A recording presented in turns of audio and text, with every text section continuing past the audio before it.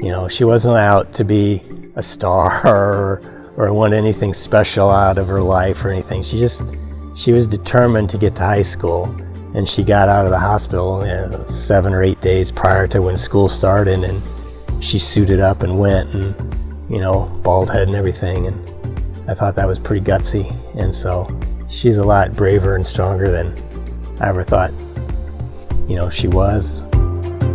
I don't know if our family's really that unique. You know, even in the hospital, how our life just stopped because of Lauren's cancer. But we were still hanging out in the hospital and doing silly things and having fun as a family. Really, afterwards, sometimes it's hard to hang on to that identity of who you are, you know, when one of these big things happens and people do want you to be different. And Layla is the same.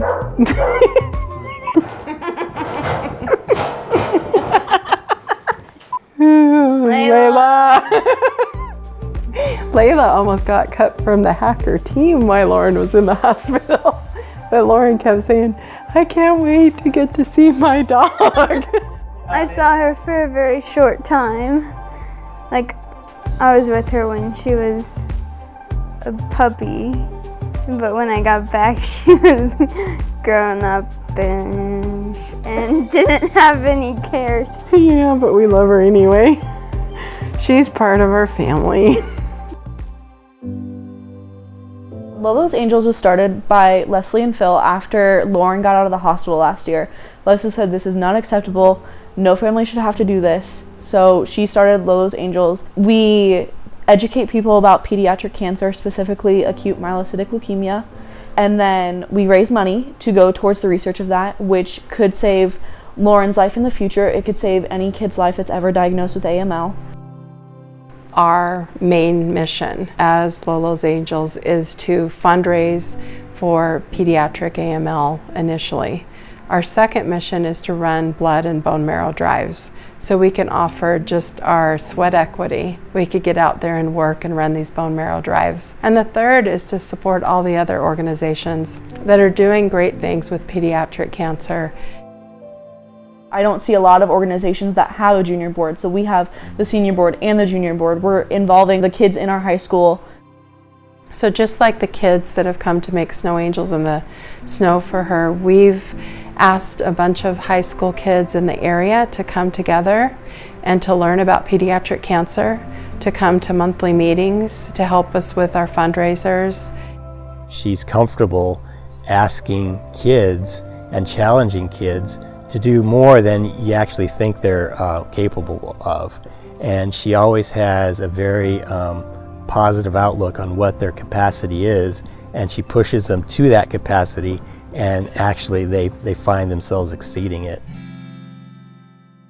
We're starting by focusing on AML, pooling our resources to target this therapy.